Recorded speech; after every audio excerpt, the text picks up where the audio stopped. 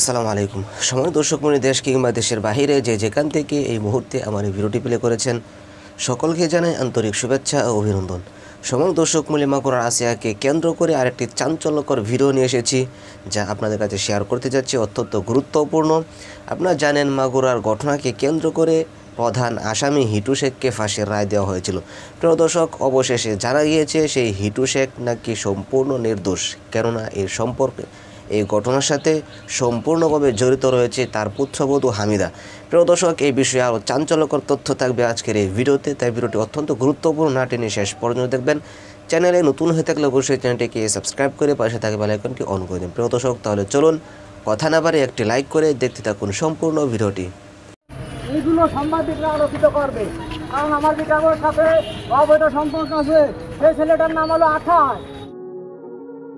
আসিয়া ঘটনার সঙ্গে হিটু শেখ নয়, জড়িত হামিদার প্রেমিক। সুযোগ বুঝে ফাঁকা বাড়িতে প্রেমিক ডেকে খায়েশ মিটাতে গিয়ে ধরা পড়ে বোনের কাছে। অতঃপর বোনের মুখ চিরতরে বন্ধ করে দেয় হামিদা, যে অভিযোগটি ইতোমধ্যেই একাধিকবার তুলেছেন হিটু শেখ। আর দিন শেষে আদালত প্রাঙ্গণেই এবার ফাঁস করেছেন সেই প্রেমিকের পরিচয়। তাহলে ঘটনার মূল অপরাধী আসলে কে? কেন হিটু শেখ এত জোরালোভাবে বারবার একই কথা বলছেন? সেই সন্দেহটাই এখন সকলের মনে।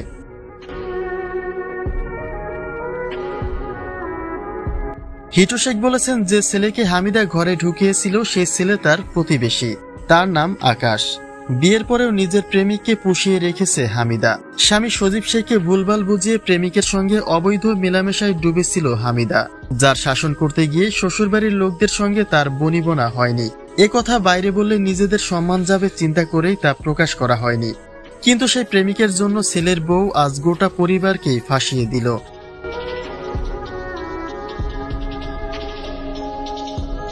আদালত প্রাঙ্গণে হিটু শেখ বেশ কয়েকদিন যাবৎ ধরেই এই একই কথা বলে আসছেন, যে হামিদা নিজের দোষ চাপা দিতে শ্বশুরবাড়ির সবাইকে ফাঁসিয়েছে। সে পরকীয়া প্রেম করে, আর সেই প্রেমিককে দিয়েই আসিয়া ঘটনাটি ঘটিয়েছে। তাই সাংবাদিকদের কাছে তার জোরালো আবেদন বিষয়টিকে আরো খতিয়ে দেখার। তিনি বলেন, ঘটনাটি যখন ঘটেছে তখন তারা সবাই মাঠের কাজে বাইরে ছিলেন, কিন্তু হামিদা একটা বানোয়াট গল্প বলে আজ গোটা দেশবাসীকে খেপিয়ে তুলেছে হিটু শেখের পেছনে।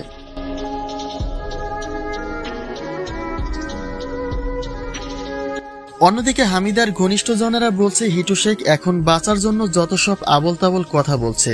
ও জানতে পেরেছে যে বাংলাদেশের আইনি সংবিধানের সর্বোচ্চ শাস্তির আওতায় আনা হবে হিটু শেখকে, যে কারণে এখন নানাভাবে ফন্দি করছে ভালো মানুষগুলিকে জড়ানোর। কিন্তু এই চেষ্টা কোনো কাজে আসবে না বলেই জানিয়েছে হিটু শেখের প্রতিপক্ষের আইনজীবী। তিনি বলেছেন, হিটুর বিরুদ্ধে সকল সাক্ষ্য গ্রহণ শেষের পর্যায়ে, এখন শুধু দিনক্ষণ বুঝে যে কোনো একদিনে রায় দেবে আদালত। প্রিয় দর্শক, আশা করি সম্পূর্ণ ভিডিও দেখলেন। ভিডিওতে যে বিষয়গুলো দেখলেন, যে তথ্যগুলো দিয়েছেন, আসলে এই বিষয়ের উপর আপনার কি মতামত থাকলে অবশ্যই আপনাদের মূল্যবান মতামতগুলো কমেন্টে জানিয়ে দেবেন। এমনকি ভিডিওটি শেয়ার করে সকলকে দেখার সুযোগ করে দেবেন। প্রিয় দর্শক, তো আজকের মতো এখানেই শেষ করছি। আবারও দেখা হচ্ছে পরবর্তী ভিডিওতে। সেই পর্যন্ত সকলে ভালো থাকুন, সুস্থ থাকুন। আল্লাহ হাফেজ।